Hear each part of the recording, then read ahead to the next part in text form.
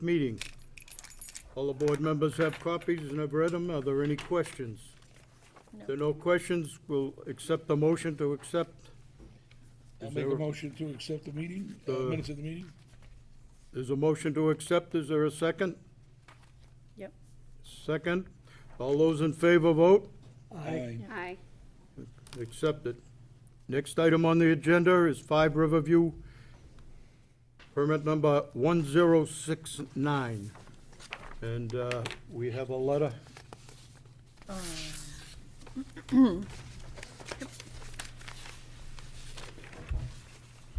This is dated June 18th, 2019, for the board, to the Board of Appeals on behalf of Christopher Dio of 5 Riverview Drive. We kindly ask for continuance to the July 25th, 2019 Zoning Board of Appeals meeting regarding the special permit application number 1069. Mr. Dio is finishing the process of moving his business from his garage to another location to come into compliance with the zoning bylaws. And also the architect is finishing plans with a revised footprint to present to the board, and that is from Gregory Bernard. There's a request for continuance. Is there a motion? I'll move to continue. Motion's made. Second? Second. Second. All those in favor vote. Aye. 5 Riverview is continued until July 25th. Next item on the agenda is 59 South Main Street, permit number 1074. This has already been read into the record? Read into the record, Counselor? Good evening, Jill Mann here on behalf of Fairway Estates, the applicant in connection with this use variance to allow the property located 59 South Main Street to be used as a 55 and older project, which would require congregate housing that is not permitted in the underlying zoning district, which is R1A. The engineer is on his way. I don't know, I'd love to tell you he got stuck in traffic. I'm not sure where he is, but I still wanted to go through a couple of things with the board, because pursuant to your request last time, we have provided or prepared a plan that is what I would like to call the impact plan. In addition to that, we have secured for the board, pursuant to other requests, a traffic report and a traffic study. They conducted the traffic study, and the report will be ready at your next meeting, not for this meeting, but I thought that we should be responsive to the board's other concerns and, again, come to this meeting. As you know, we did have our site walk a couple of weeks ago where the board was able to walk the property with us, see the property line, see the conditions of basically the property itself, as well as be able to understand the entrance point and truly the actual layout of the property, which is very important to see because it does have a different view on paper than it does, quite frankly, when you see it. I did want to point out one thing because I can't tell you how many people ask me about why this particular subdivision is only able to have affordable homes outside of the project itself. So I just wanted to make sure I explain that, and I apologize if it's redundant to the board, but I know that people, if you will, who are listening to this don't understand what happened. Up until about 2018, which was after all of the other projects in town that are senior developments, North Meadows, I believe Riverview are the only two really that are 55 and older with affordables. When those two projects were approved, it was pre-2018, and DHCD did not enforce the policy that said you could have no age limitation on affordable housing. In 2018, DHCD is now, or had begun, if you will, enforcing that policy. So I actually had a project in another community, and I went forward with the project with a deed restriction relative to affordable housing and a 55 and older project. I was told that DHCD is no longer accepting affordable units so that it doesn't go towards Middleton's affordable numbers if you restrict that particular unit, the affordable unit, to people who are aged 55 and older and not allow children. So that's why we cannot mix the affordables in the particular project. It isn't because we don't want to. It isn't because, we're making a mistake. It's because DHCD no longer allows those types of restrictions on projects that are 55 and older. Does anybody on the board have a question relative to that? I think that's pretty clear. Okay, thank you very much. I just wanted to make sure, as I said, I had a comment about it, so I wanted to make sure that the board did understand, and honestly, for the public at large as well. Okay. We also had some issues relative to the fact that, okay, who's been doing these particular types of projects? What's the density? What are the criteria that were used in actually approving, you're very welcome, the prior projects? So basically, what I provided for you is a list of the projects, what the underlying zoning required, what the density was, what the density bonus, if you will, was. And that is this list. At the top, you will notice it says, I actually have extras. Oh, here's Peter. You can come up and get it. So, sorry, I didn't mean to hit you with it. Oh, behind you too? Anybody else? Oh, there you go. Okay. So as you can see, Fairway Estates, our variance, we're requesting a variance. All I did was request what type of relief we're seeking. It's a variance. I also included in the parenthetical next to it what the minimum lot area is required in the underlying zoning district, and that's 20,000 minimum lot area. And that's the same all the way down, so you can read it. So it says variance. It says the district that that particular property is located in, and it shows the minimum lot area. The next column is the number of market rate units. I just figured you want to know. So I put in the number of market rate units that would be available or that were made available, the number of affordable units to the extent there were any granted. I gave you the total square footage of the project that was permitted.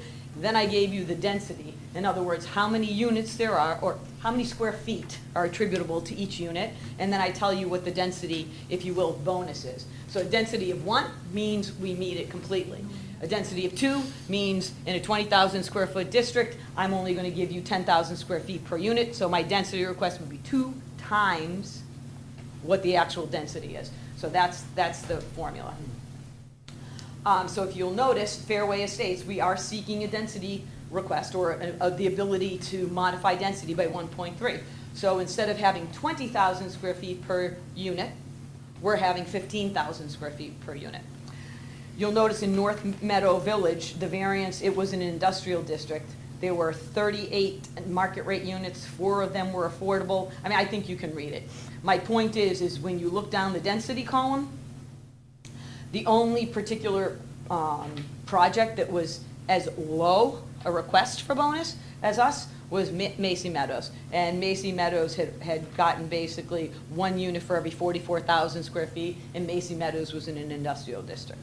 So I offer this simply because I thought it was important for the board to understand what relief this community has provided before, and because the only way really to do senior housing in a reasonable and affordable manner is to do it under a use variance, because our flexible bylaw is truly impossible to apply. Okay, that is that underlying premise, just so you had that for your records. So when we walked the property, we showed the board members basically what all the boundaries look like, where the encroachments were, where they weren't. I think you could tell where we had a lot of issues, and then you also could tell where we had some commercial activity encroaching upon the property, and we showed you. We didn't necessarily highlight it on these plans. We simply wanted to walk and show you where they were. So in this particular plan, they can't see, where am I gonna put these so you can see? You don't have a PowerPoint still, do you? Oh, shit, okay. Do you wanna move over? Yeah, because I hate having to refer and then they can't see. So I'm just 1 minute until everybody kind of relocates. Yeah, Ray, better if you kind of, move. Better? Okay, good. All right, so essentially this is the open space plan relative to what it would be like if we developed this as a congregate plan, i.e. multifamily dwellings 55 and older. What we're able to do is kind of consolidate the development within the area and avoid what we call urban sprawl. Urban sprawl just means we're going to have homes placed far apart, which would be compliant with zoning, which in this particular district is only 15 feet from each lot line. What kind of sprawl? Urban. Is that what, that's what it's called? It is, that's a term of art, I don't know.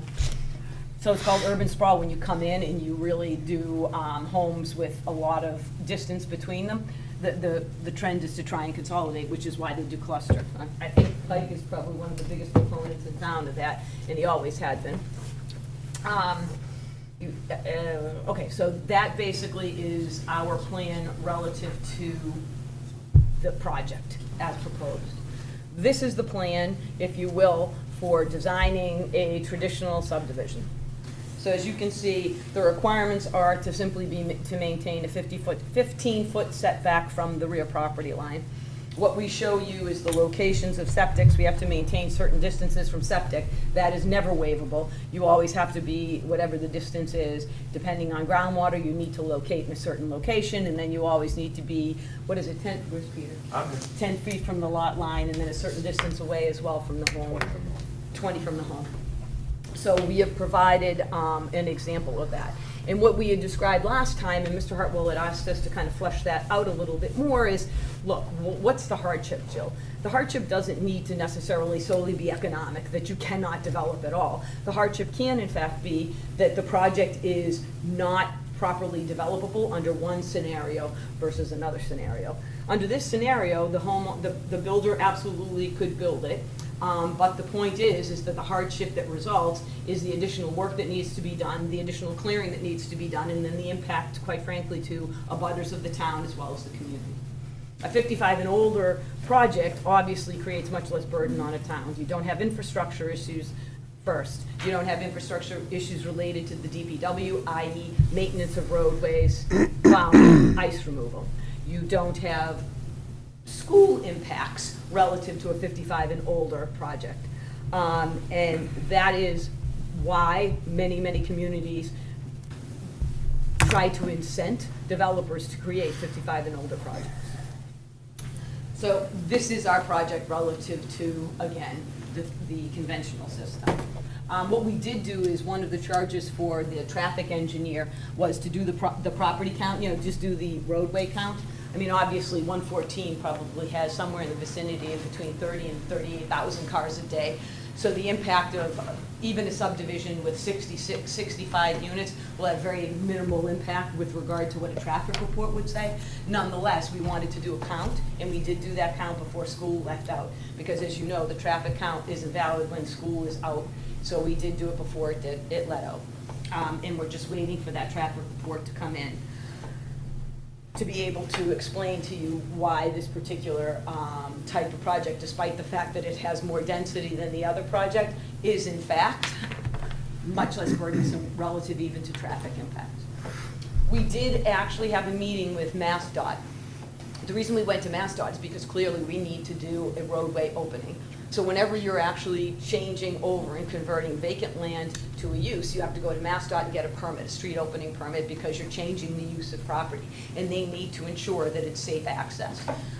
When we met with them, we met with an engineer, and we actually met 4 people with MassDOT. And they said that they were going to work with us relative to actually ensuring that the street was properly lined, and we're considering even extending where, for lining purposes, not extending, no physical changes to the road in terms of expansion of the road, but there would be a change relative potentially to painting that they would want. So i.e. maybe extending the length of that third turn lane, because while I think it goes, oh, there you are, I think it goes to Lewis, the third turn lane, but I don't know if it just starts there. I'm unsure of how it goes. You know, it has that odd striping there. So they wanted to look at that, but what they did in fact say was the opening is satisfactory to them and that it would meet with no impediments.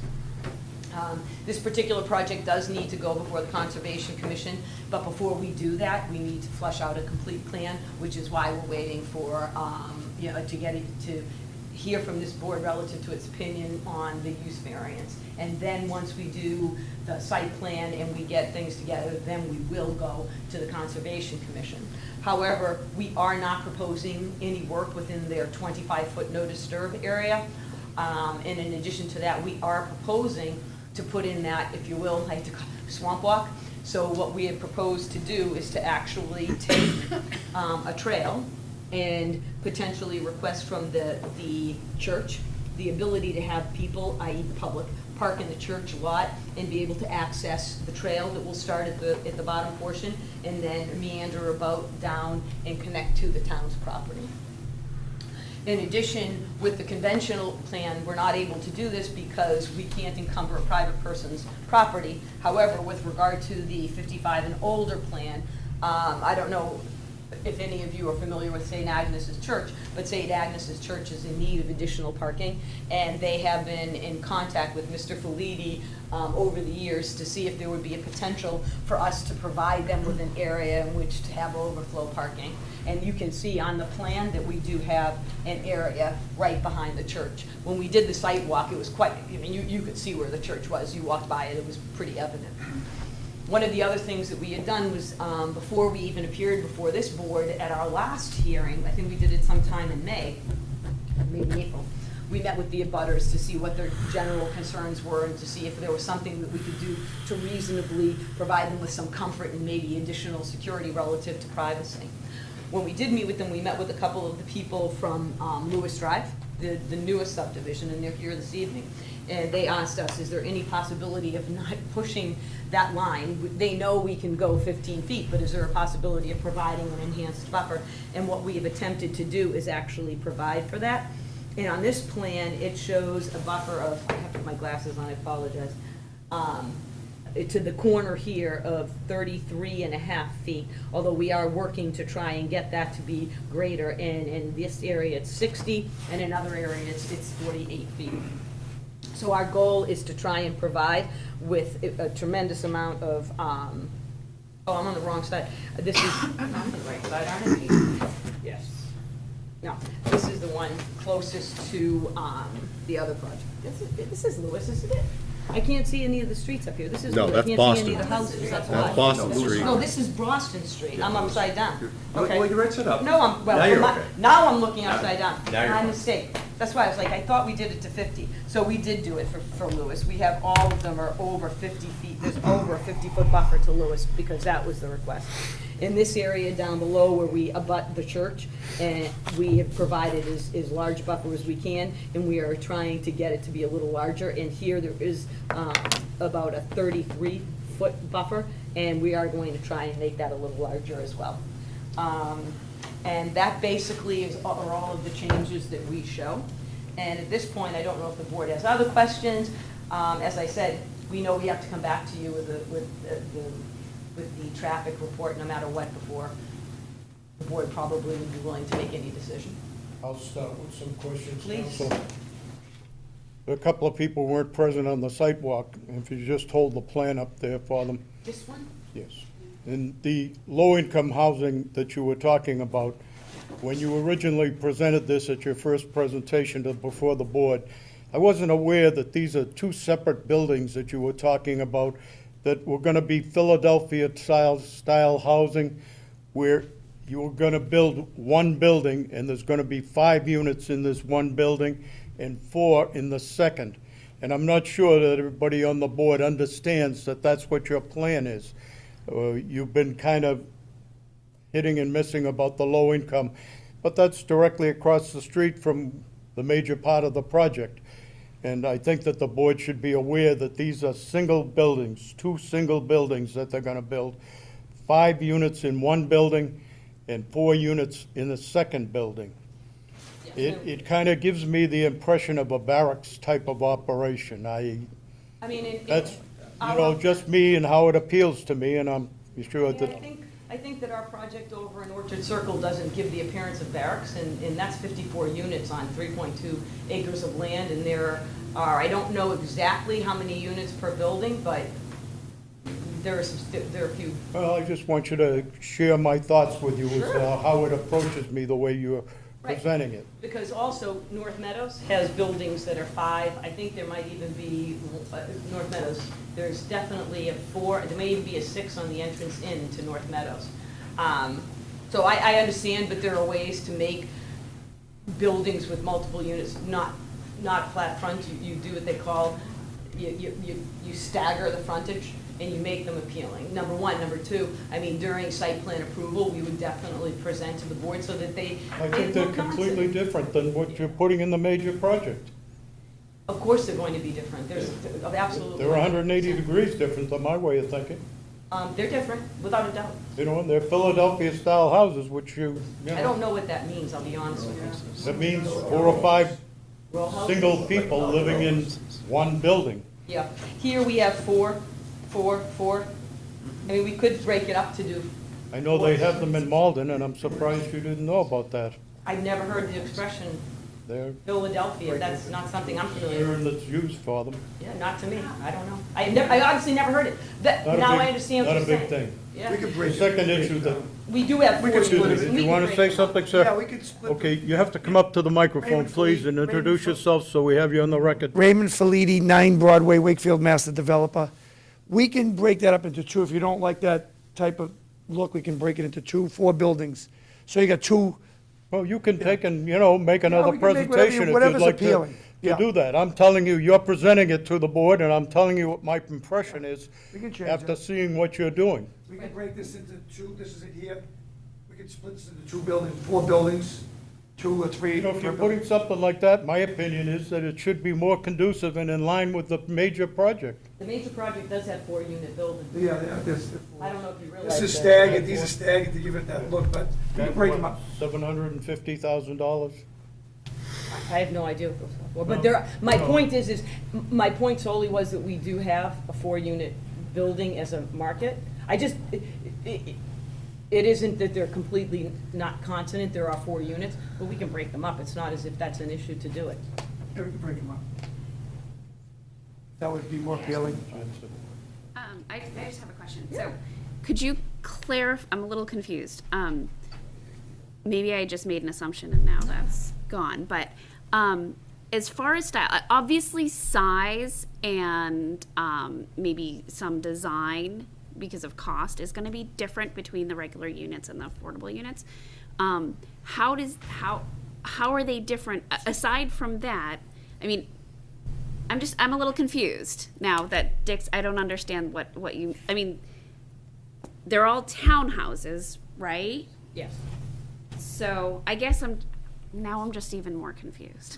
What's your question? They I- shouldn't look different, or they? Are they gonna look significantly different other than size? They're gonna be significantly different in terms of size. Size. But it won't even be that significant. They're Right. going to, I mean, they're gonna be very similar. I mean, I But- think of I mean, Dick, you mentioned like a barrack style. I think of a barrack like, Like project big, style, long they're not building. like that. They're not the boom, boom, boom, boom, boom. and just flat front and a door here and a window. We're not Okay. gonna do that. I mean, modifying them and doing this, you know, is you just push the foundation back and you change the facade, which I think that's what I think Mr. Nazzaro's concerned that they're gonna be, you know, this row house, and that's not the look that we're going for at all. And that would be part of, you know, a site plan approval. But you haven't shown me anything different than that. Well, again, That's I why haven't look at shown your it to plan, you. That's what I'm seeing, and Right. while going on the sidewalk, I got that impression also. Again, this is simply a use variance to say that the use would be different, but the site plan approval would be when you would actually approve the style of homes in the layout, and that's when you would have us change things, show you the architectural character, and do all of those aspects.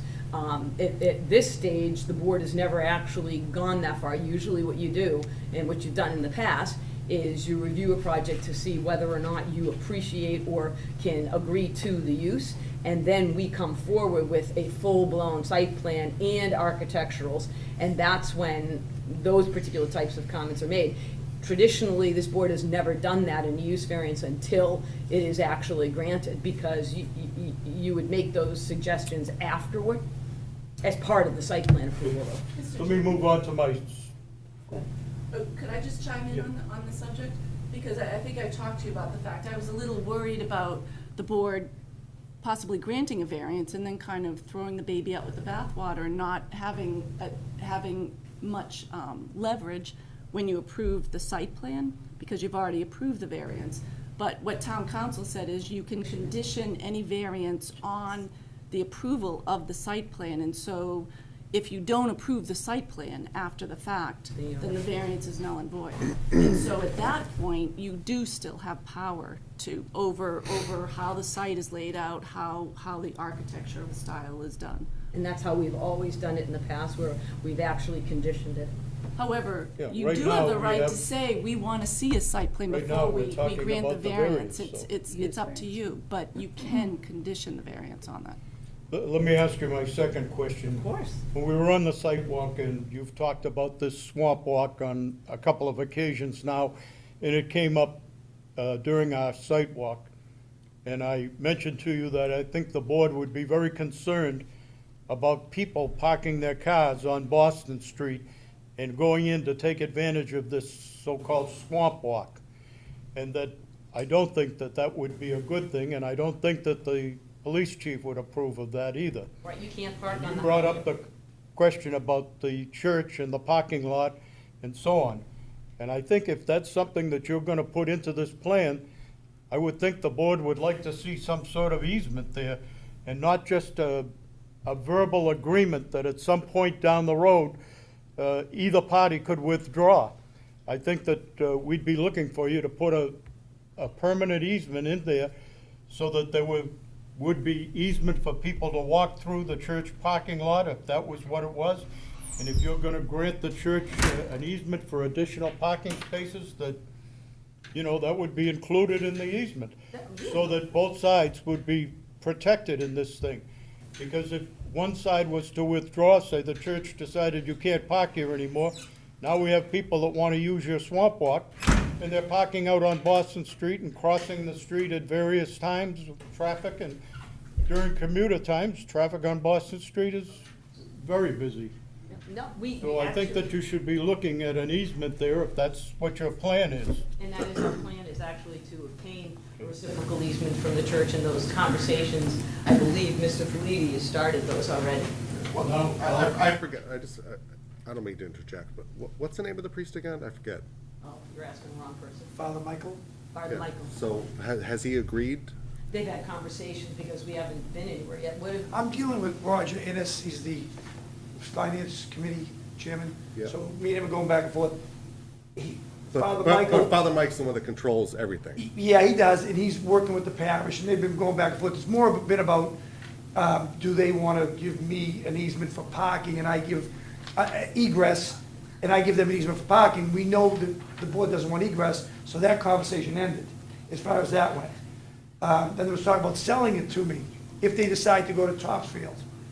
This is all stuff I'm not supposed to be really talking about.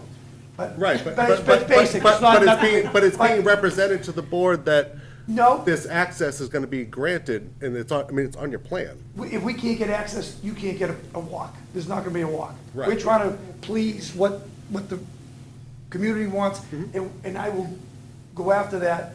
And there's been discussion about it. I just haven't pursued it until we know where we're headed with this. If this doesn't go through, we don't need it. We go to the conventional plan and we all move on. So there's no sense of going crazy unless we really feel that you like this plan. And as far as these units looking any different than the other units, they won't. These won't look as good as these, because who's gonna buy these if these are barrack-style ugly units? It's only common sense. They're gonna be smaller, they're not gonna be any different style of these units, just a smaller unit. If you wanna break them into 4 buildings, we can do that. But the walkway is really up to the community. We're trying to, Just for we're my gonna add own- this, this is something that Pike, asked about, is it possible, and we tried to accommodate. Yeah, just for my own edification, what possessed you to go in that direction and go for the low income with this project? I don't wanna do it. Or you don't want to? No, I would eliminate it. If the board doesn't want it, we'll get rid of it. That's a decision, we thought it was part of what you wanted, we will be glad to get rid of it. We don't Reduce want the number of anything. units and You get rid come of in it. and present the plan to us, we don't, I'm on board with that. well, I mean. We'll tell you whether we can approve it or not, but, you're the I mean, one do we that need presents it the as a part of plan. approval? If they don't want it, Jill, tackle. reduce the units. I'm gonna tackle everybody. So. I wanna make the community happy and do the right thing on this piece of property. I don't wanna waste this piece of property on foolishness, a foolish development, another single family we don't need.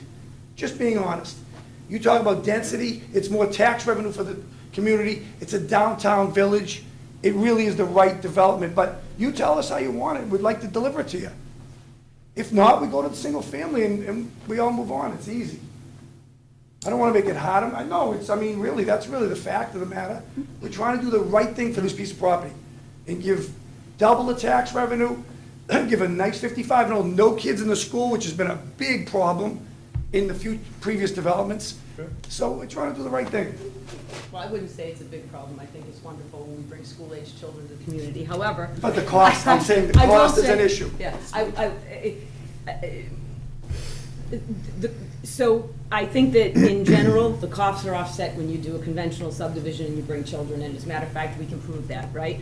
But a conventional subdivision matches revenue, whereas a 55 and older brings in revenue. That's the big difference. It isn't that you're paying more to have children come into our community, you're not. When you look at how people age out, like all of us, most of us are aged out, except for Mr. Hartwell. So we all have aged out, and we're paying the same amount of money, which is why it isn't a net negative. But again, the 55 and older is a net positive, because it never has a drain. But the reason for the affordable housing, Mr. Nazaro, is because this board has always required that there be, since the last 2 or 3 projects, always has required an affordable component, number one. Number two, the affordable component is and should be part of the, sort of a Middleton production aspect, a production plan. And that has been something that the community has been working towards. So Mr. Filiti said, look, if you think that that's supposed to be in the best interest of the community and something that the town actually has asked for us to do, then we're going to include it. Again, we try to mix it into the development, but if we do that, you don't get credit for the affordable homes. We're more than willing to do it, but Middleton doesn't get credit.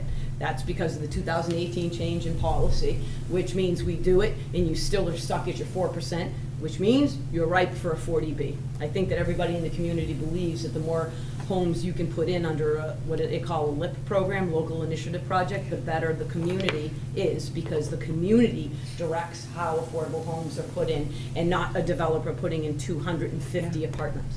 So that's why this is being done. And they're not separate developments, correct? I mean, that They are. well, I mean, I know legally it is, but there's not fences, they're not separate, kind of separate but equal. So they're welcomed into, so I kind of like that they're creating an inner village, a central village kind of where, and I have to say, there's a need for this. There's no place for me to move and stay in this town. I don't want to live in my big house anymore, so I happen to. You can come and live with us. But, some of us want a little bit of autonomy, and that sort of does provide. I just don't want to throw out the baby in the bathwater. I Where's just think that there's some access road potential to? here. This, Yeah, where's that exactly? right next, remember, right Going next through to where? Angelica. So when you look at, the second, Clinch's house? the Clinch's house is right Where? here. Right here, right here. You're taking that house out. The Clinch's house is still staying. We don't own the Clinch's house. Wait a minute. They only own that strip, Yeah, it's a 70-foot the strip. lollipop. Yep, it is, literally. It's okay, I'm just gonna come up. You're not opens buying up. Clinch's property No. to get access through there? No. Literally a It's almost lollipop. looking like This is a another better little one to Fuller show you. Meadow. It's sort of a think I little showed- enclave. Is that over 55? No. Long Meadow? No? So, it's not. here's Chucky right here. Okay. He has that piece, that house is there, and then Chucky comes and goes around. So there's the access point. So Another where? question while you're on that, Counselor. You had a plan, you didn't bring any, right? Okay. Where's the septic on that? Sure. For this is a conventional, so they're on each of the No, individual where's the lots. septic on the other one? Yep, right here. So the septic on this one is right here in this. That's it? Yep, that's all we need. Mrs. Mann, So- can you put that on the easel Oh, so we yeah. can I see can it? see it. I'm sorry. You show them where that's at, please. The septic again, show them again. So where's the river in relation to this? Oh, boy. I mean, The river? that way. Wait, we go okay, right and next that where, way. and how is this affecting our shares on the river draw? On the, Oh, you mean how is it affecting me on water drain, or water supply issue? well, there's shares that the town gets. Pike, maybe you can talk about that a little more. Don't we have, are we already, are we over the limit already? No. So the way, I think we are. Oh, the city water. you get fined if you go over a certain withdrawal capacity, which is what Danvers does, which is why we already have a drought, despite the fact there isn't a drought, and they tell you not to use. Aren't our housing units over already? Yeah. Aren't we over? I don't know. I think we are. We are always I over. think we're just under like the 3.2 million, whatever it We is. hit above, and then you're supposed to So- get fined. Danvers is over it too. There's a certain limit to the withdrawal permit that everybody has. It's not like the literal withdrawal permit where you can have 100,000 gallons a day. It's the permit because we're in the river basin and we share with Danvers. But, you know, if this, for example, if this project goes to hook into the water supply. This is town water. Yes, oh yeah. So if this hooks into the water supply, and the town of Danvers decides that we're over the limit, we can't get water, we can't build it. But we do check ahead of time, and for the most part, we're pretty confident that we can connect to the water. And also, by the way, a 55 and older has much less water usage than does a conventional. And where's the wetlands? Sure. It's right here. It goes behind. So could, I know we talked about this briefly, but, so on a conventional, we're gonna have sprinkler systems and water. Well, you're gonna have, what are you gonna do there? Well, that's what I'm wondering. Could we request like some sort of Well, we- less we- water use? we had you know, talked not about this before. I'm waiting to hear what they've gotten grass on and some Yes, sort of Pike creative. had brought that up, and I agree. I think natural landscaping, Yeah, like in none of Cape this- Cod or wherever, Yeah. the grass, what's the grass called? They have the special drought grass. They do. No, the tall grass, the- No, what is wait, it? is matter of fact, Yeah, like the high grass and So, natural landscape, So if no you- less lawn. Peter Blaisdell from Williams Square. So, the traditional system, like in Middleton, would have, you know, curbing and catch basins and that type of thing. Something like this, we can be a little more creative with it, a little more low-impact development, more like say, you know, like New Hampshire or not, but more of a country drainage system where you have swales, and swales feed rain gardens, and the rain gardens get fed that way, and you can do things with irrigation wells, whereas you can do a local well and not have to take it off the water system. I mean, these are things that we have to work out eventually, but you get a little more flexibility drainage-wise and landscape-wise with, say, this plan as opposed to a traditional one, which everybody has built in how many different subdivisions there are in town. So you get more of an open field with these than you do with those. These are items that Take it a little farther. the Conservation Commission will also address, in addressing. I'm just looking for a little more creativity. So we have to do a full stormwater report for the Conservation Commission. What's that? As does everybody. Yeah, yeah, Something and- even farther. And you're looking for us to try and explore Right. more low-impact development techniques, and then use drought-resistant plantings, try and avoid big expansive lawns. Oh, for sure. So this Yeah, this and this that's option our gives A little you, innovation here. rather this than option gives you usual. more opportunity to do that than that. Yeah, that doesn't get Well, us- it's a start, right. Okay. You Again. gotta start somewhere. You got it. We're looking for innovation here. That's why I'm wearing the tie. Counselor, Yes. I have a question about a butter out at the front on 114.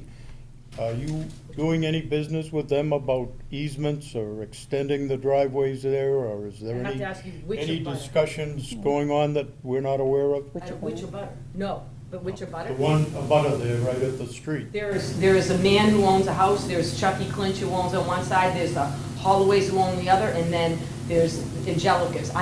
We don't have discussions with anybody, we don't need easements from anyone to access. Okay, so that road that you're pointing out is Yes. exactly what's gonna happen Yes. if it's approved. Yes, no matter what, it will happen, because we'll put in a subdivision roadway. So I apologize, and I thought I had gone over this, but maybe I didn't.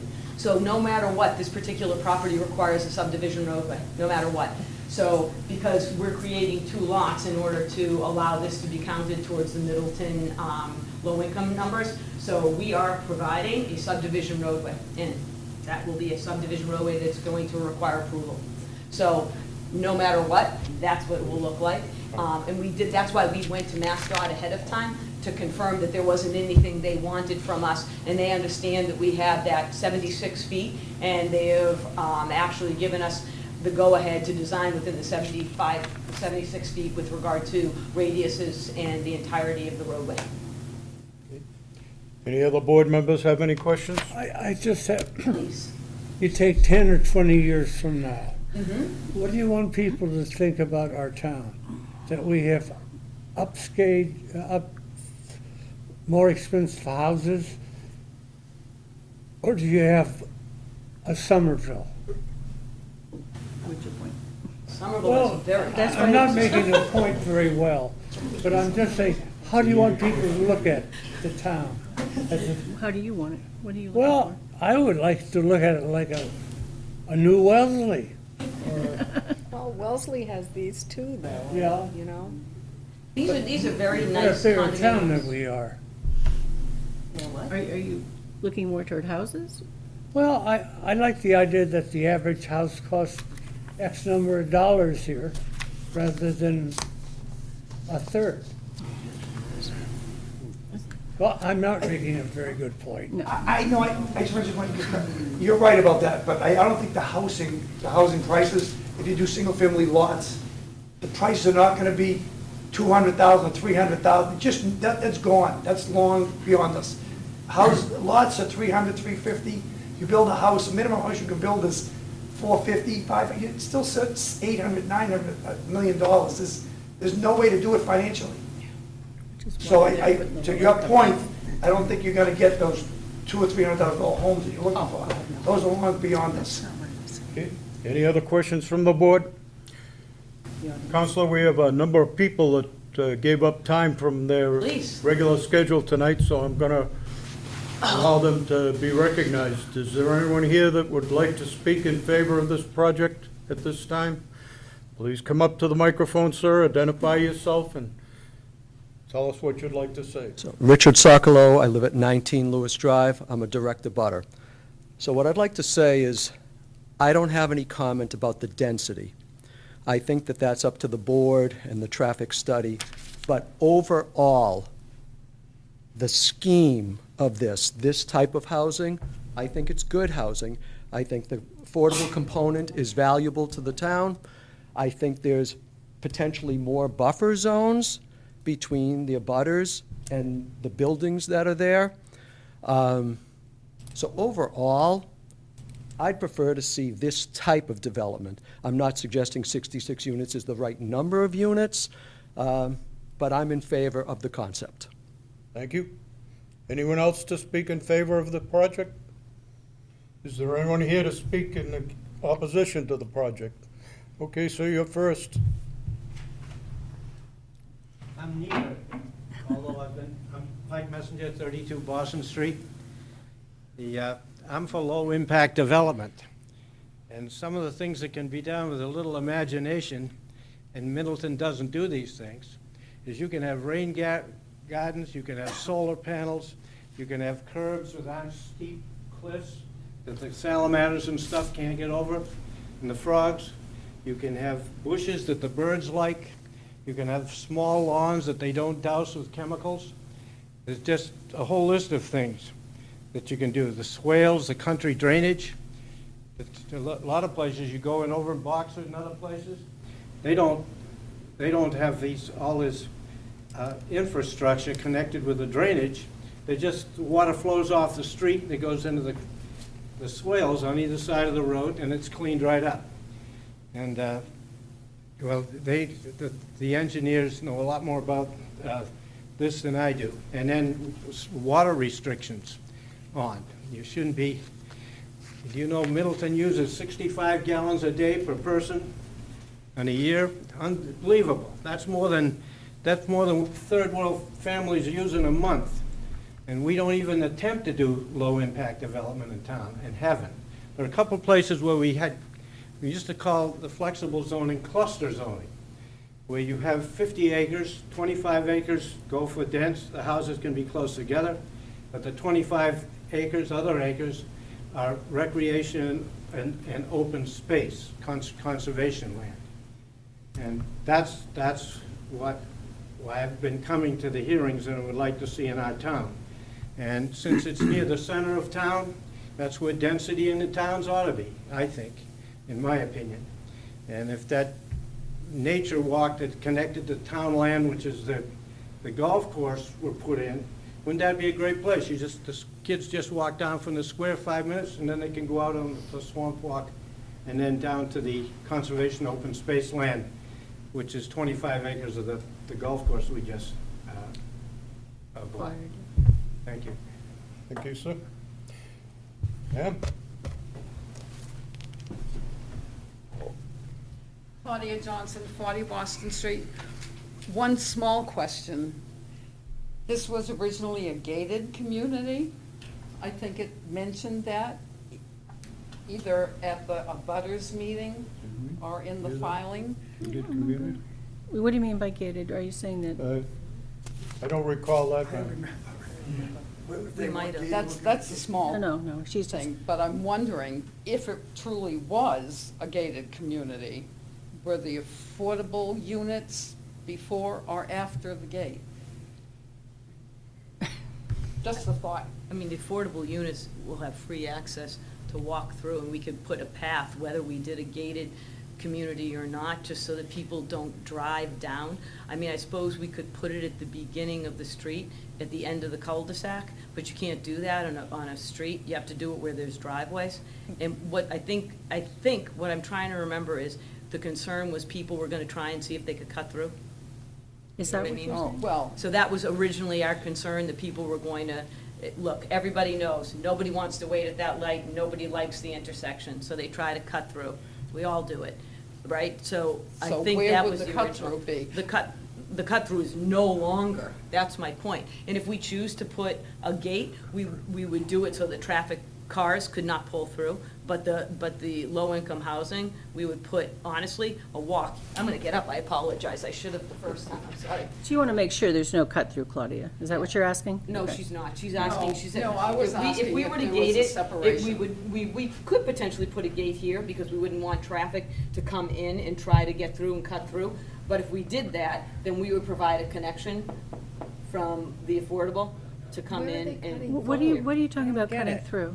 I No don't matter understand. what, people in town Where are did going to this think gate that come is this a possibility to be able to cut through and come out? If Come we out do where? design- Come out where? Come out onto Boston Street. But there's no access to Now Boston there Street. isn't. When we first were The- discussing this, we honestly, discussed I live doing off of River emergency Street. access.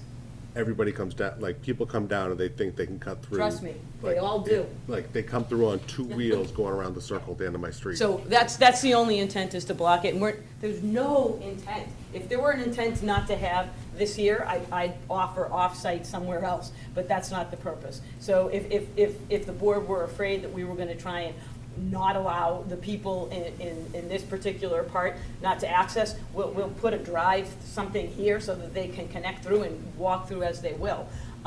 But if we were to put a gate, it would be simply because there are people trying to get through. They're driving through. Counselor, you gotta decide for the board whether you're gating this thing or you're not gating. I don't know This why is I would the have to first do time that now. tonight I about don't a understand gate. why that matters. Well, I it mean, I'm has to just, be one way or the other. We'd like to know, is it gated or isn't it I gated? don't know at this point. I don't know the answer to that It's not gated question. currently, no. No. But I can't represent it, and I'm just saying to you, if there were a gate to be put in, it would be because people are trying to cut through in some fashion. And people don't want it, because again, this is not a subdivision, it is a community, it is a condominium community, that's It's all. like, do we go into Fuller Pond to cut through? We don't. It's just a private road into a Sure. development. Yeah, I don't see that as an issue. Right, Yeah. and again, it I was would because we be- had the emergency I think that access. would be. I know, but that's long gone. I know, but I'm saying that's why, so I don't want to make a Okay. representation that wasn't Move accurate. that on. answer Do you your have another question? question, ma'am? Another question. Yeah, of course. Should this parcel ever increase in size, for whatever reason, is another use permit ever triggered? Or do the perks that go along with the special use permit automatically get transferred into whatever? If another lot, addition might if another be? lot gets bought and it comes into common ownership, is that the question? Yeah. Whether the special permit and the variance, I don't No. Doesn't extend. It'll be So a tied special- to the site plan. No, a special permit and a variance Tied are to the site specific plan as as to a the draft property. Yes. So a special permit and a variance are tied to the property. If you expand, you have to modify, and you have to come back to this board. You can't just add it. That's what you meant, What you right? see is what you get. Yeah. I'm sorry? What you see is what you get. Okay. So one can if you expand start, upon if you start buying more properties and they're all contiguous, you can't just lump them in together. Okay. Thank It you. also, it depends upon how the board writes their decision.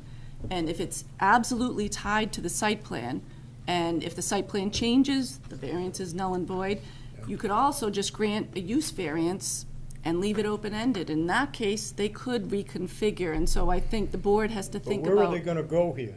You in no circumstance can you reconfigure under a use variance. It's tied directly to the property that is submitted with the application. Right, but the site plan isn't approved It until doesn't after, matter. and what The- I'm The saying, variance comes out, and when you do it, it ties to the property being permitted. It doesn't extend. It doesn't. you have no site plan approved It doesn't until matter. afterwards. A And so you could Okay, use the use you can. variance and reconfigure it, unless they tie it to a particular site plan. Is there anyone else to speak against this application? Please? David Parker, 138 North Main. I have a lot of questions. I'll try to be brief. I'm confused. I am honestly confused about what constitutes a, excuse me, what was the word? The requirement to get the variance. You have to show a hardship. Thank you. In the application, it's because the lot was shaped funny, and it seems to be shifting to, well, if we don't, we'll cut down all the trees, or I don't know what. I think there was a lot of discussion at the last meeting about exactly what is a hardship and what constitutes a hardship. And I would encourage the board to speak with town council and go through, there's got to be a lot of case law examples of what is and what is not a hardship, and get a good definition of what is a hardship. The board is aware of the hardship aspect, and that's something that is still an open issue. Because if a funny lot, if my lot has a funny shape, constitutes a hardship, you're gonna open a door for like half the town to come in here and ask for variances to setbacks or whatever, because there's a lot of lots that have that lollipop tail. You know, you have, in order to meet your acre, you have half an acre where you put your house on, and then you have a 10-foot strip that goes like this. So you have an acre, but you cram in more and you violate the intent of the bylaw, but you have an acre. So I think that needs clarification. The other big issue that I see here is we're talking about it as cluster, and I think Pike described cluster very well. Like, if you have a large parcel and you could put, let's say you had 20 acres in a 1 acre zoning, and you could put 20 homes in that, 1 acre of buildable land, 20 acres of buildable land, but instead of using all of it, you'd say use 5 or 7 acres and put the rest into conservation. That would be cluster housing. What we have here is, we're going to take every bit of buildable land and cram as much as we can into it and claim that it's cluster. That's not cluster. We're not taking anything that was buildable and setting it aside. We're just cramming as much as we can in. And so I think there are opportunities to do this in a way that would be beneficial, that would preserve the character of the town, like you're talking about, Mr. Fox, and still provide affordable housing, still provide senior housing. You know, Ms. Mann has said multiple times that you cannot build under the 7.3, I forget the name of it. Flexible. Thank you. Flexible housing. There's no way to do it. I would encourage, if you're going to make a statement that there's no way to do it, that there should be some proof, some evidence, you show the numbers that say why you can't do it under that section of the bylaw. There's a lot of statements about how much extra buffer there is, and there's 30 feet, 40 feet, sounds like a lot. Go drive up North Main Street and look on the right-hand side, you'll see what 30 feet is. It's not a lot. It's like 4 or 5 trees at the most. 40 feet is just a few trees deep. It doesn't really provide screening. And then in certain areas, in that 40 feet of buffer, you're going to be cutting in a swamp walk, which I think is a nice idea, But when you cut in that swamp walk, you're going to have to take out trees, you're going to have to take out shrubs, you're going to eliminate the buffer. The flexible housing bylaw, in addition to saying like number of units and affordable requirements, et cetera, says when you're taking this in a residential area and you're increasing the density, you have to provide the abutters with 100 feet, not 30, not 45, 100. So I think the board should suggest that as a requirement. Give the 100 feet to the residential abutters and then see what fits. And if it's more than the 22, and we can figure out what the hardship is, then maybe we should do that. But start with the right buffer for the abutters.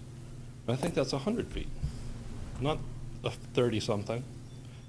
The other problem I see with what's being laid out is I show the septic systems. There's three leach fields. My basic understanding is that the size of your leach fields is driven by number of bedrooms, number of units, right? At North Main Street, 97, there's 15 units, and they have 3 leach fields that were, sorry, I got the numbers. They had 3 leach fields that were 60 feet by 40 feet, so a total of 7,200 square feet. Here, they're showing 3 leach fields. That was for 15 units. There's 3 leach fields for 66 units that are each 80 by 40 or 9,600 square feet.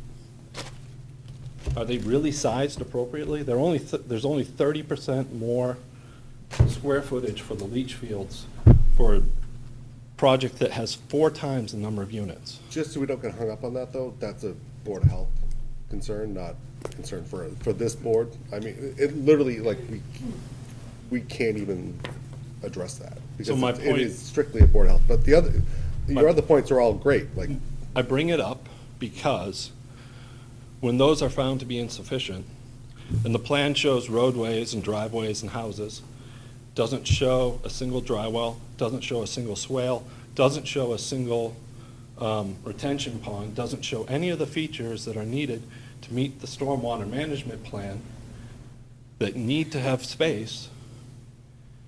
When you approve 66 or 60 or 55 or whatever the number is, and all those things have to go in, where do you think they're going to go? we don't know, because they're not applying for They're site not. plan approval. This is not site plan, this That's- is just that- use. But You bring up a very good you point, approve because a we don't number have a which site barely plan to fits approve. as it's shown, and then you got to add these other things in. It's not going to come out of the units, it's going to come out of the buffer. You're getting ahead of yourself. Yeah, little We're bit. talking about the variance, and, you know, the site plan hasn't even been submitted to the board yet. But my point is, And those are site if the plan variance, issues, you know? if the variance is conditioned with a requirement for the 100-foot buffer, Yeah, no, then the abutters are protected. we understand Yeah, what we you're get saying. that. Yeah, that's We're site we're plan. all speaking the same language. Yeah, we're with you. We're with you on that. I was just thinking that if you're within 2 or 3 miles from the center of a cosmopolitan town, like Boston, you can see this stuff with little condensed things, but as you get 10 or 15 miles outside of the town, you expect big yards, less housing.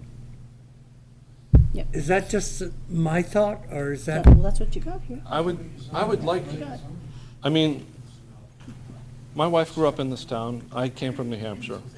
I prefer a rural feel. I don't want to live in, I don't want to live in Danvers. I don't want to live in Peabody. I don't want to live in towns that look like that. I don't love seeing a 20-acre lot and putting 20 homes all spread out from each other and cut down every single tree. I think there's smarter ways to do it. I think we can find ways to leave the trees. And I think there's opportunities to put townhouses in and leave buffer and leave some trees behind. This isn't it. They're taking down pretty much everything. Yeah, we're with you. Thank you. Thank you, sir. Thank you. Anyone else that wishes to speak? If not, council, do we, okay, sir? I'm Jim Matkach, 23 Lewis Drive. So I have an observation and maybe a suggestion. You gotta speak up a little bit So so for- we can hear you. Yes. So first of all, I wanted to say something about the hardship question. I think, like I understand the dilemma about the disagreement about the hardship, whether this sort of this sort of parcel introduces actually a real actual hardship to the developer. I just think that the purpose of the bylaws in general is to improve, to make the developments better for the town, for the residents, right? So I think if it is determined that this sort of development is better than the alternative, then it probably doesn't matter all that much whether there is a hardship or not. I mean, the board determines that. It doesn't have to be literal. So that's one observation I had. And then in general, I'm with Rich in supporting the concept of this development over the alternative, because like for the reasons mentioned already, it's more revenue to the town, less expenses, less traffic, more buffer zone for the abutters, me, right? So I think like I hear a lot of objections to this based on the fact that too many trees are being cut down, but and I agree. I mean, I am all for the 100-foot buffer if it is at all possible. Well, what worries me though is when I look at the alternative, all trees are cut down. There is nothing left. So if we compare these two plans, I can certainly see which one is better. For me, for the town, for everybody. And we're not comparing this to the option of just live in the forest there, right? That's not going to happen. So I think we have to kind of put it into context and like compare the actual real options. And then in the end, I just wanted to say that I think the amount of the open area could be reduced, which kind of addresses the too many trees cut down option, right? And also Part of the problem is we can't vote on that. We're not voting on a plan. We're voting on a variance. So we can't really determine where trees are cut down and where they're not cut down because we don't have a plan before us that we can vote up or down on. Yet. Well, you could condition the variance on leaving so much buffer or so many, I don't know, trees intact, right? And like What's scary about that, from my own personal point of view, is that guy's got to enforce it then. So we're gonna make him count trees in between property lines? Like, no way. Well, it's not fair. I mean, he's our zoning enforcement officer. Like, it's not fair to have a variance approved without a site plan that he can then enforce. There will be a site plan. We're getting there, but right Well- now we don't have it. Right? What, no? There won't be a site plan? Well, I don't yes, see one. There I didn't will mean be to a site suggest plan. to There has to count be. I know, actual it's not trees, ready but yet. like maybe measure the size of the buffer. Then Without a plan that we can point to that he can enforce, all these questions that keep coming up are gonna keep coming up. Right. Till we get to No, that I understand that, and I'm just saying that the variance could be conditioned on the site plan having Such and such this much of a criteria. buffer or Right, but the problem is, and we've run into this problem in the past, is that ambiguity when it comes to what goes on a site and what doesn't go on a site, such as like parking spaces in an easement, it creates problems. And what ends up happening is they keep having to come back, and then we end up having fights over it. So for me, I want something I can point to. And so all of the concerns that seem to be coming up are because we don't have a site plan we can point to. Because that's what's fairest for everybody. It's fairest for the abutters. It's fairest for Scott being the zoning enforcement officer. That way he can say, this is what we're approving, this is how it should lay out. You can go meet some bounds, you can go all the boundaries, and that's what we really should be looking at. So you're basically saying it is too early for the discussion. Exactly. That's exactly what he's saying for you, yes, sir. Okay. You know, I can't. But we totally hear it, and we're Right. as frustrated as you that we can't nail it down. You know, all you folks showed up tonight, and I wanted to give you an opportunity to be heard. I didn't want to continue this and have you sitting here saying, why did I come? Of course, that. You know, And we that appreciate your makes sense. comments. If you did that first plan where you have the houses all spread out, I don't think anybody in the town would ever complain about having a nice area. But if you start putting pockets of congestion all around the town, there'll be people complaining. And so sometimes the question gets beyond what I think the scope of what we're supposed to decide on. That's all. Did it I make don't know. any sense to I anybody? would complain Sometimes I about don't make sense. having a house in my backyard. You would never I complain about prefer to- anything, come I on. prefer to- Me? No, I'm the most positive person in town, you know. Yeah, but. Okay, thank you, sir. Yeah. Sure. You want to speak again, sir? Yeah. Okay, come on, I don't want to hold you out. We're not paid by the hour, don't worry. David Parker, just Okay.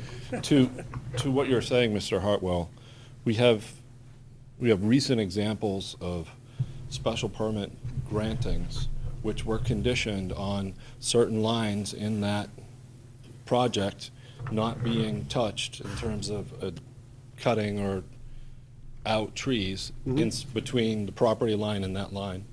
So I don't know the ins and outs of the variance process, but I believe if you could say on a special permit, it's granted subject to this line being left untouched between the property line and this line, you could Absolutely, also yeah. do it on The board can do variance. that. And Mr. Fitzpatrick is enforcing that. Sparaj just went out and staked out, this is the line, so I think they could do it. It's not number of trees, it's Yeah. a defined line. They use their GPS. Fine, thank you. And that was the same developer and the same engineers, and they showed the line on the plan. They then took the plan, created a work plan for the field survey crew with all the points and stakes were numbered. Myself, Kristen, I think Katrina even went out at different times, able to view the stakes. They matched up with the plan, which matched up with the approved plan. Talk about North Main Street? Yes. Can I speak, just, let me speak for a minute. I'm hearing all this. I'm agreeing with all this. We talked with Pike about these rain gardens and this landscaping. I'm on board with it. That's what we want to design. We have much more control on buffer than we do with a single lot subdivision. I have no control. Someone buys a lot, they strip it clean, you're done. With this plan, we can control this buffer. We can leave trees. I don't want to see trees come down. If we can not take trees down, it saves us money and everybody's happy. The buffer is great. So this plan, we have a lot more control and we can give the abutters. I'm listening to all this and I'm taking it in. And as soon as we're done here, we're gonna go back and tell them what we're looking for, what we heard the abutters want. We want rainforest, we want rain garden. We want no gutters if that's what's gonna make it attractive. The gutter is something, the storm water has to be It taken has to, care of. you and know. all the design, and I agree, we don't know until we start designing this where everything's gonna land, but we're gonna try to keep this, with this plan, if we go with this plan, as condensed as possible, give as much buffer and as much open space as possible. With a single lot subdivision, I can't control it. builders are gonna come in, if I sell a lot, or a homeowner buys, they can strip it clean, and we have no control. This, we have control. Unless there's a condition to keep a buffer. Can't that do was that. on a You can't, how you gonna do that in a subdivision. single-family But a lot? buffer on a subdivision plan, it's done all the time, Jill. I know it's You done. can't, but you you can't have, sell. you can't have covenants in a neighborhood? I wouldn't, we wouldn't agree to it. We wouldn't And agree. dictate what trees you're gonna take? It's not Well, how legally- much Color of your size? house. It is Whoa, legal. whoa, whoa, folks, let's keep the meeting in order here, please. We've got 3 conversations going on. Let me explain why you can't do that. This has been a conversation before. Because if I go to a lot and try to put a covenant for, it makes a good point. They start building. They now need to move their septic, or they need to add something for a wall, or, it's who they're gonna go to get approval to take these trees down now? That, now the lot is rendered unbuildable, because they can't remove the trees. So that's a very, I went through this on many subdivisions, we've tried to make it, reduce it to, you can't take anything less than 6 inches down. You know, it's a difficult thing to do on a single-family subdivision. And it limits the seal of lots. I mean, who's gonna buy it when they can't get this tree and that tree? And what if they want a pool? And it's very difficult. I'm just saying for resale or for sale. So, Well, we're And then try to we're gonna agree to disagree with that. Yeah, I mean, That I'm just saying- subdivisions can't have covenants. I mean, Yeah, we have covenants on all of them, every one of them. No chickens, no pigs, no cars. Yeah, the trees. they're all enforceable. Yeah. You have to go to court sometimes to enforce Who's gonna it. take them? I'm gonna spend money to take them to court and I'll take the tree down. I'm just being realistic about how it works. And then I leave 20 years later, they're cutting trees down. You have no control. But let's not just operate in generalities, so like, you know, and don't just say like you can't do it. I mean, it Oh, is you something you can can do covenants, do. but that doesn't really what they work, want to is do, all but, I'm saying. so. It's hard to control is all I'm saying. It does, it stinks. Yeah, it's a It terrible. stinks to have to do it, but. This you can control, even with a condo association, they can control what gets cut and what doesn't get cut. So while we're on that subject, Yeah. those buffers are not, they could be better. So let's talk about units, numbers of units, because you always try to cram in as many as you can, and those buffers are really small. So you know we're gonna talk about less units here, so let's put that on in your plan too, because those buffers are not very big right now.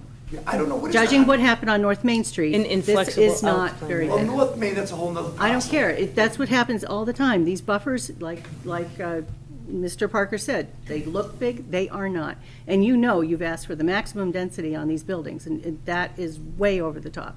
So think about It's that, decided by think about that. flows, not. I know, but We people have changed these before. We understand, do Ms. this all Cody. the time. Yeah. And you do that all the time.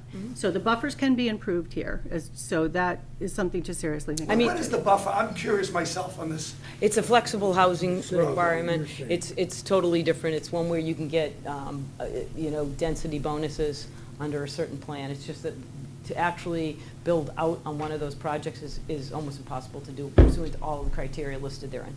And with regard to the buffer, the way the town can actually control it is with a special permit. People do agree at times to a buffer in a subdivision, but subdivision control does not allow a town to condition a subdivision on it. If you have no waivers and you are seeking for no extraordinary relief, the town of Middleton has never forced, ever, a buffer around the community. No, other towns have. It doesn't matter. Middleton does not. So the precedent established here is that other communities and other town owners, right, they do what they do in their towns. But here, there is no extraordinary relief required pursuant to a subdivision plan, and that's a different board. I recognize that. That's the planning board, but it's also subject to Chapter 81, and that has certain requirements for what a subdivision approval can require.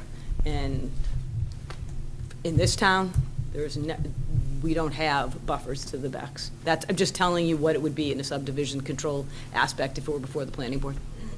But we do have full control, and I heed your recommendation. I understand what you're saying.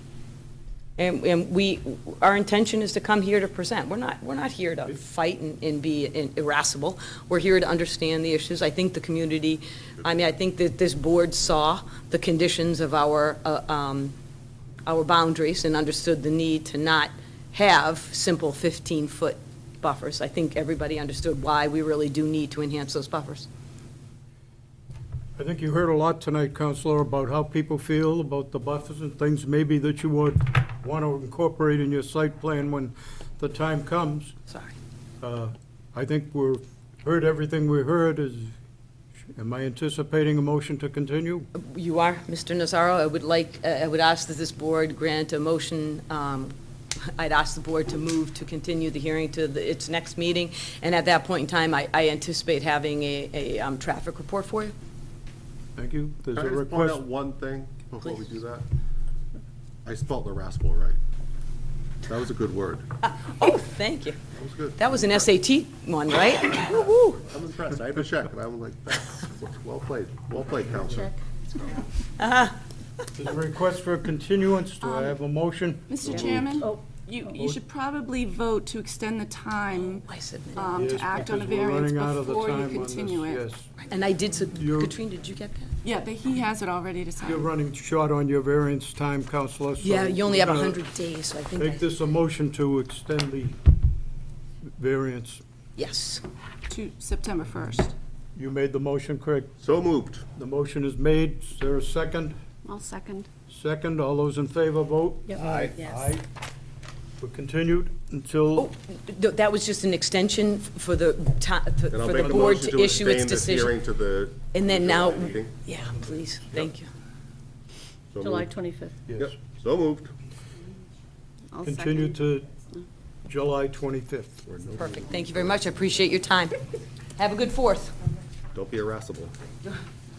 That's a good That one. was good. Well played. I couldn't spell that if my life depended on I it. can't believe I got it right. I thought it was 1 R or 2. I couldn't figure it out, but I got it. I knew there was a C in there, isn't Right? there? There's a weird C. S-C-I-B-L-E, yeah. Those always confuse me. Yeah, when- Having or showing it. The next item on the agenda, I am Right. irascible. folks, the meeting is going on. If you'd like to look at that map, maybe they'd allow you to take it outside. Thanks, guys. The next item on the agenda is a request from the town moderator for the board to nominate a representative for the zoning bylaw committee. And I'm going to, as chairman, nominate Craig Hartwell. That's what I was thinking. Is there a second for that? I'll second that. Second. All those in favor, vote. No. Ayes, carry The it. ayes have it. Sorry. You never know. Any board members have any other business? That was a compliment. No, sir. If not, we'd accept the motion to adjourn. So moved. Meeting is adjourned.